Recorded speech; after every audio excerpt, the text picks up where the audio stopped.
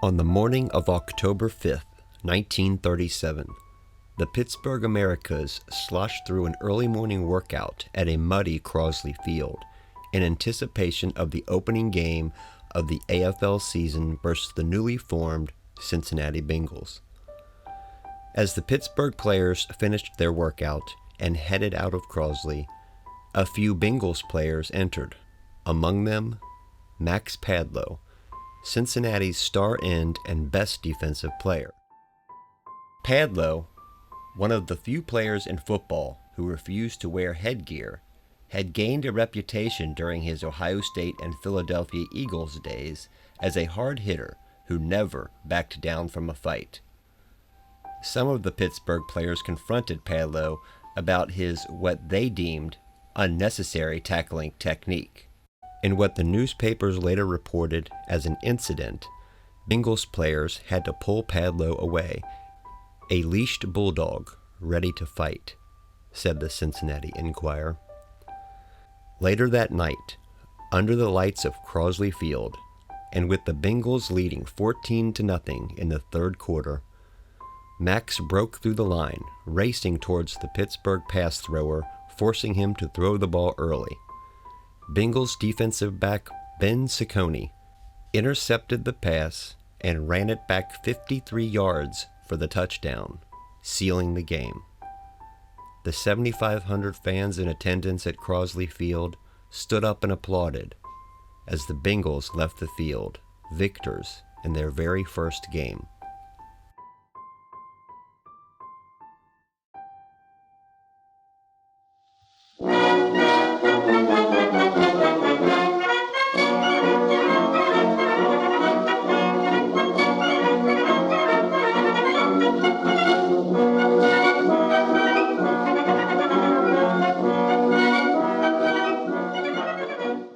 On April 18, 1937, Hal Pennington, an American Airlines employee and former Xavier University standout athlete, walked out of the New York offices of the newly formed American Professional Football League. His proposed Cincinnati club entry had just been approved, joining the Los Angeles Bulldogs, the Rochester Tigers, the New York Yankees, the Boston Shamrocks, and the Pittsburgh Americans. The ambitious Pennington had realized his dream to coach and operate a professional football franchise at the national level. He was just 24 years old. Pennington was no stranger to running football clubs. He had helped form the Cincinnati Models in 1935. Pennington sought to succeed where other professional football teams had failed in the Queen City. The Celts in the 1920s and the Reds NFL franchise in 1933 and 34 both could not find their footing in professional football. That summer, Coach Pennington signed top talent for his club. His first big signing was Bob Wilkie, star halfback out of Notre Dame, who was immediately named team captain. He followed that signing by obtaining the services of Northwestern star Don Geyer and local stars like Bill Shorberg and John Hosking from UC, Charlie Barrett from Xavier, Lexi Potter from UK, and there was Dayton, Kentucky high school football coach John McAfee and Harry Francis Rose, the father of the great Pete Rose. Pennington's first training camp began on August 22nd at 9:30 a.m. at Dayton, Kentucky's Tacoma Park. Work began immediately on installing the Notre Dame box-style offense, or the Notre Dame shift offense as it was sometimes called. The offense was designed to use numerous backfield shifts to confuse opposing defenses. To complement his high-powered offense, Pennington signed William Henry Harrison Tippy Dye the first week of September. Dye, a star out of Ohio State, had just played in an all-star game featuring college players as they defeated the Green Bay Packers at Soldier Field in Chicago. Up to this point, Cincinnati had yet to decide on a nickname, but that changed one day when Coach Pennington visited his mother after a practice. As he chatted with his mother in her kitchen, he noticed the logo on her Floyd & Wells stove. The model was named the Bengal, and the ferocious tiger caught his eye. "The Cincinnati Bengals," he said. "That is the perfect nickname for our team." With the season fast approaching, Coach Pennington set up a scrimmage game on September 27th at Dayton, Kentucky's Bob Davis Field, the home turf of Dayton High School. Bob Wilkie led one team, and Tippy Dye the other, as 1,500 spectators watched the Wilkies defeat the Dyes 20-10. After the scrimmage, the Bengals trimmed their roster from 35 to 25. Among the casualties was Harry Francis Rose. The original opening date for the Bengals was scheduled for October 3rd, but days and days of rain had forced officials to move the contest to Tuesday night, October 5th, under the bright lights of Crosley Field.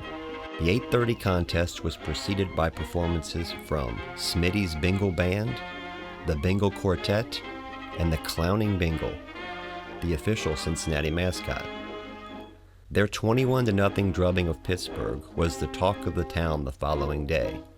The following week, on October 10th, the Bengals traveled to Rochester, New York to battle the Tigers. Cincinnati returned to Crosley Field on October 17th to face the New York Yankees in what would long be remembered by fans as one of the most thrilling games in Cincinnati professional football history. The Bengals led 17-14 with 2 minutes to play and had the Yankees pinned back on their own 15-yard line. 3 straight passes from New York gained them 66 yards in just 1 minute. With the clock winding down, the Yanks sent out Old Nesmith, who kicked a 27-yard game-tying field goal, and the game ended as a 17-17 tie.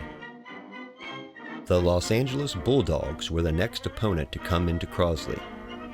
12,000 fans, the largest crowd of the season, saw LA take it to the Bengals 17-7. The Yankees made their return trip to Cincinnati and beat the Bengals 21-13. The Boston Shamrocks became the second shutout victim of the Bengals, with Cincinnati winning 13-0. The next 2 weeks would feature exhibition or non-league games. First off was the Atlanta Crackers. The Bengals beat them 36-7. Next on the docket was a college all-star team, which was scheduled on December 5th at Nippert Stadium, with the Bengals losing 6-3. The Bengals traveled to LA for only their second away game of the season and played the Bulldogs in the season finale. They finished their season with a 14-3 loss at Gilmore Stadium in front of 16,000 fans. The Bulldogs' win completed their undefeated season. Although the Bengals finished the season in 4th place in the AFL with a 2-4-2 record, Pennington considered that first season a success, going toe-to-toe with some of the biggest names in the league. But the AFL folded after the season, leaving the Bengals without a home league. Hal Pennington saw the writing on the wall. Money for pro football was hard to come by, and getting financial backing for a team, when one didn't know if the league they were in would even last the entire season, was no easy task. Pennington decided it was in his best interest to return to his roots and went back to coaching the Cincinnati Models. He handed the Bengals reins over to his friend and former University of Cincinnati head coach Dana King, who would run the club for the next 5 years of their existence. 30 years later, professional football would return to the Queen City when Paul Brown was awarded a franchise in the AFL. At a press conference on Friday morning, October 27, 1967, Brown announced the nickname he had chosen for his new team, a nod to the Gridiron Warriors who gave Cincinnati a taste of what professional football could be in the tri-state. "If we can pick up a thread of tradition," said Brown, "we think it's good. We feel at home with the name Cincinnati Bengals."